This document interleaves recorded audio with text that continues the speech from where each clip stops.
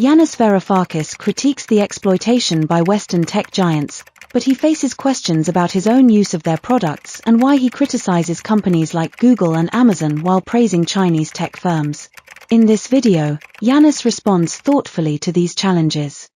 Think about Alexa. Alexa is this little contraption that Jeff Bezos sells you to connect to Amazon and to the internet.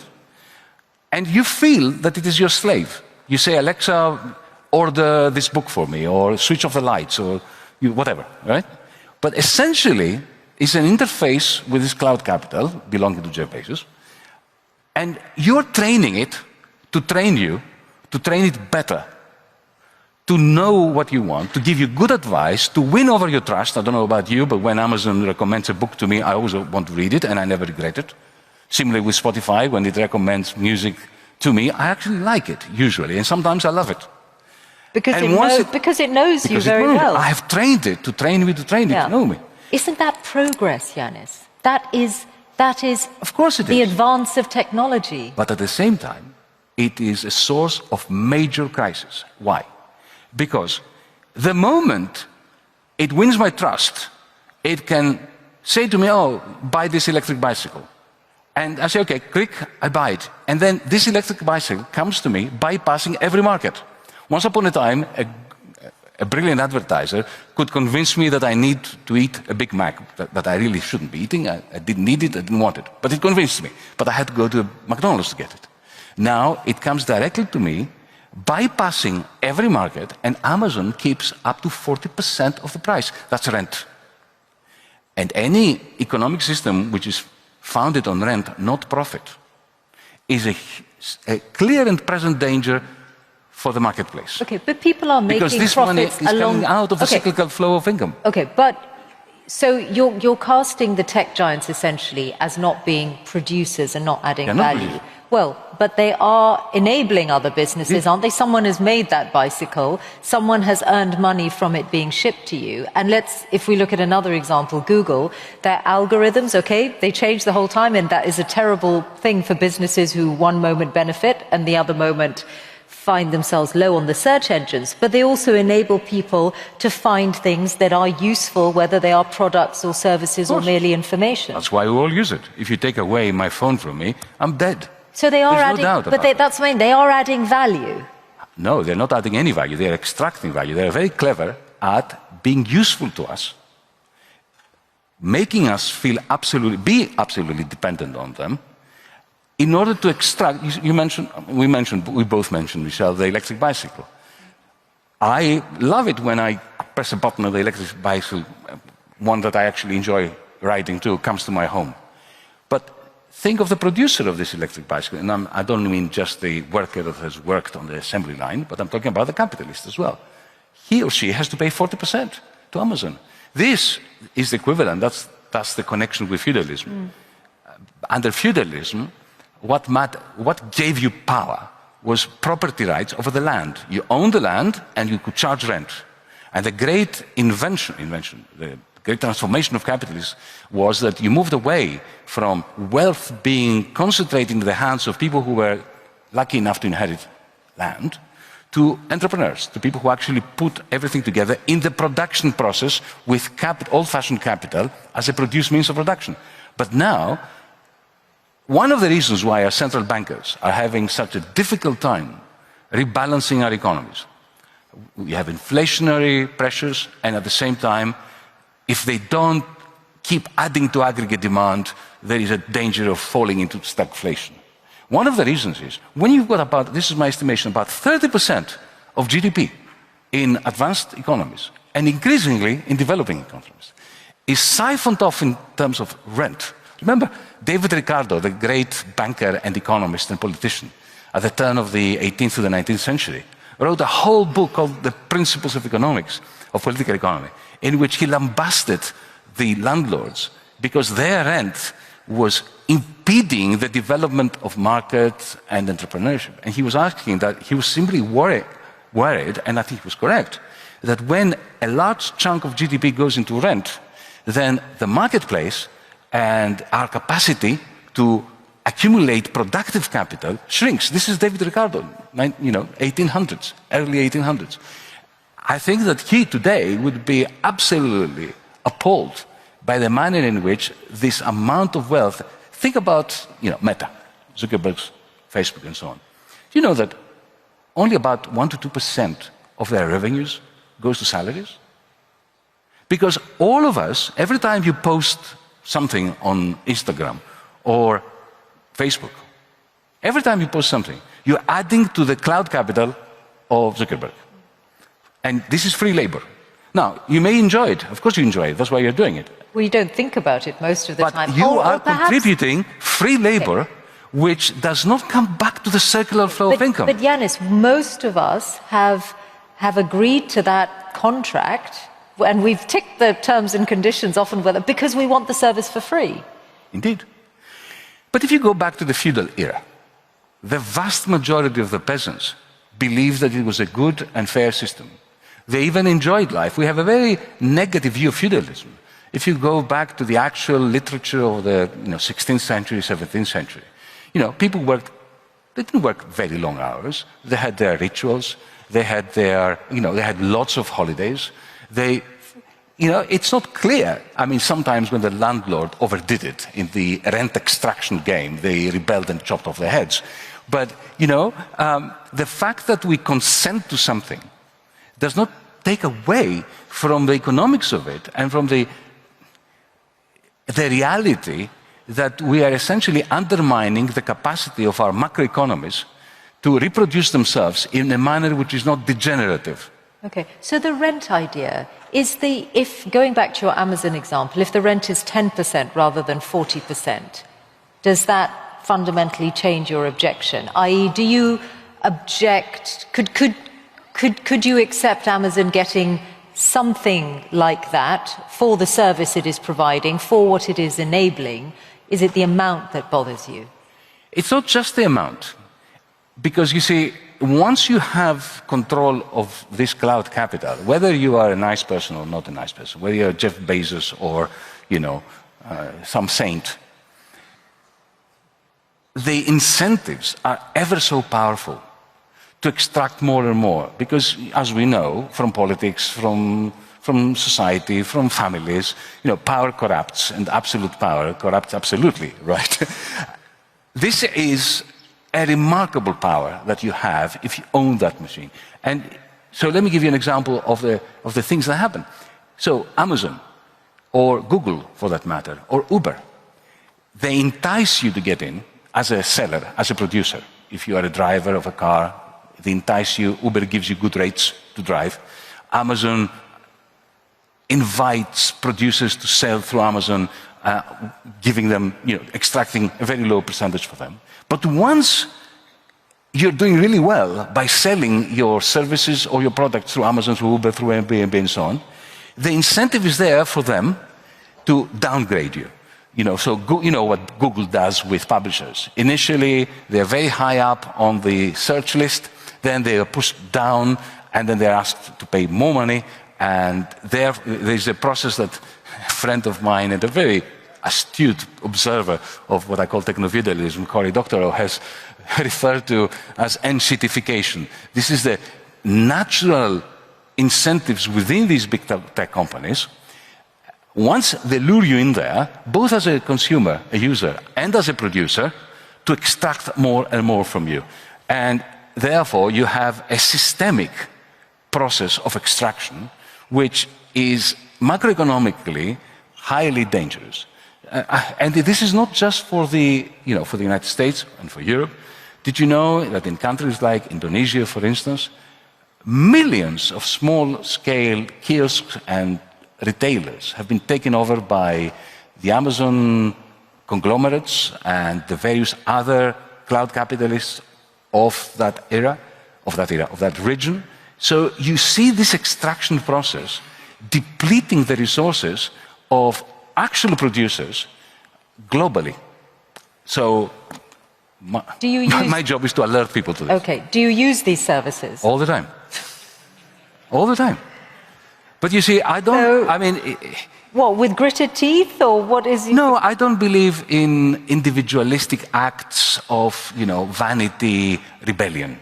That is, what is going to change if I stop using my phone? the world is not going to become a better place. I think that these machines are a great tribute to the human spirit. So take AI. You have AI programs, as we speak, that design antibiotics which can kill bacteria that kill people. Now that needs to be celebrated. So I don't have a problem with the machinery. I don't have a problem with the code. I have a problem with who owns these. Okay, but maybe that was made codes. possible by the 40% what you would call rent. It has been made possible, but at the same time, a lot of other activities have been made possible. For instance, Amazon in the United States uses exactly the same algorithms that design successful antibiotics in order to surveil workers in the Amazon warehouses and use a mathematical statistical program for predicting the probability that Joe or Kathy is going to talk to somebody and that this discussion may lead to unionization in the particular warehouse, and if the probability exceeds a certain threshold, either they're fired or they shut down the mothball that particular warehouse in order to prevent unionization. So there are many different uses. So for me, it's not what these machines do, that I have no problem with. My problem is who owns them. And there is exorbitant power in owning Twitter, for instance, or owning Instagram, or owning TikTok. It is utterly inconsistent with any concept of liberal democracy. And you know that Elon Musk joined us here at the forum 2 days ago, and one of the things he would like to do is to have a payment system within X to give it another dimension. And I'm interested in what you think of that, because I know that you look to China and you see positives in the WeChat app, for example, which is a very all-consuming app. But isn't that another example of a tremendous monopoly power? So if that is the answer, then why would a payment system within X and extra dimensions to services like that not be welcome as well? Well, interestingly, when Elon Musk purchased Twitter, remember, something like 44 billion, the whole of the press was dumping on him. What a stupid purchase that was. I thought it was a brilliant purchase. Because exactly, and back then, and actually in the book, I explained why he bought Twitter. He wanted an everything app. He wanted to create his own WeChat. And for those of you who don't know, WeChat is a Chinese application that does everything that our Western applications do, from Netflix to Twitter to this, but also it offers you an opportunity to make free payments independently of where you have your bank account, as long as it is in one. And Elon Musk was trying, or is trying to do with X, that which Zuckerberg failed to do with Facebook. Remember, he was going to introduce his own currency, the Libra, or the Libra. And Wall Street killed that. Wall Street is trying, as we speak, to kill Elon Musk's version of WeChat. Now, I think that there are two important points to make about this aspiration of Elon Musk. The first one is that the public out there really want it. Because who wants to pay commission to their, the Bank of America, to JP Morgan, to Barclays Bank, and so on? And why should these banks, when they have a zero marginal cost for our transactions, charge us for it? And they charge us for essentially allowing us to use our own money. And this is preposterous. So this is a rent that has to go. And Elon Musk could be sitting here saying, yeah, you see, I'm against rent. I want to create a free payment system through X. Yeah, but he wants to control it himself. And we know this, that any private system of monetary transactions is the first step towards a major crash, a major crisis. Because we can never trust a privateer with our money. In that, are you on the side of Wall Street rather than Musk? No, what I'm saying is I believe in a third way. I, for instance, would very much welcome the Fed issuing its own digital wallet. Imagine if you could download, if you were in the United States, your Fed app, or in the European Union, your ECB app. And you could, put your money in there, ask your employer to pay your salary there, if you want to, totally voluntarily. And imagine if you were to collect the overnight interest rate of the central bank, which is always much higher than what commercial banks. This would be a tremendous step in in the direction of cultivating more competition in the financial sector. It would be like your PayPal or equivalent as well, or your Apple Wallet, that it would be where you wouldn't need the Apple Wallet anymore, because you would have free payments anywhere in the world using your central bank app. By the way, the bankers already have that, because private banks, commercial banks, have accounts with the Fed. Now, the Chinese are doing that. The only reason why the United States cannot do this is because Wall Street is going to kick and scream.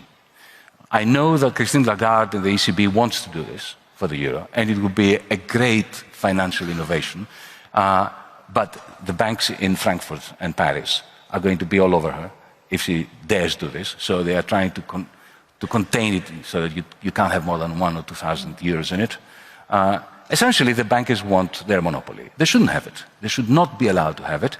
So I'm against an Elon Musk-owned cryptocurrency or payment system. I'm against WeChat, because I don't believe that we have the right to create yet more exorbitant power in the hands of an individual. But at the same time, I do believe that we should democratize and socialize these digital payment systems. I don't believe in going back to cash. I believe in digital payments. We should own them collectively.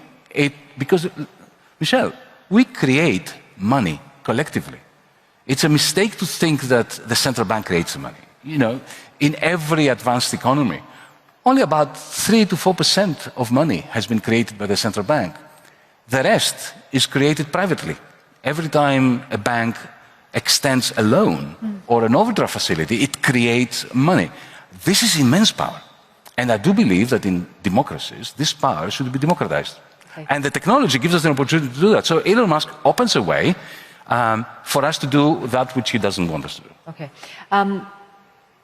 It's very useful to have got both your diagnosis of the problem and at least one or some of your solutions for the future. We only have a minute left, so leave the audience here with one action point.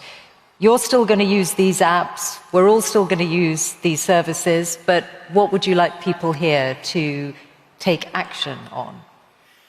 Well, if you are the mayor of a city, or if you play an active role as an active citizen in your municipality, in your region, what about suggesting that you, create a socially owned competitor to Uber, Airbnb, to Google, and to Amazon?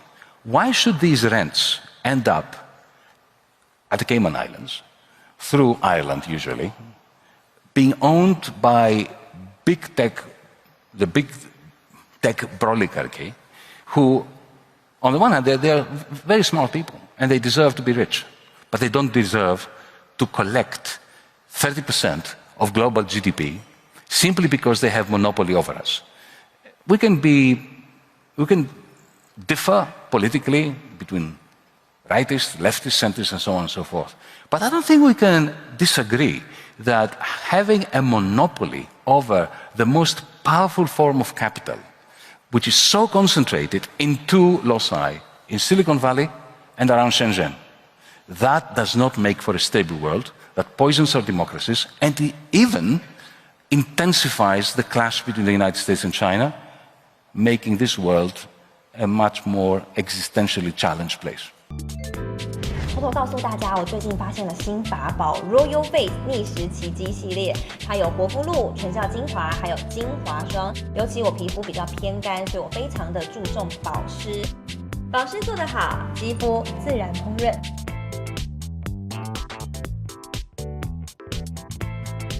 提亮肤色更年轻，抚平皱纹超有感，而且气色变好。用心保养，每天都更美一点。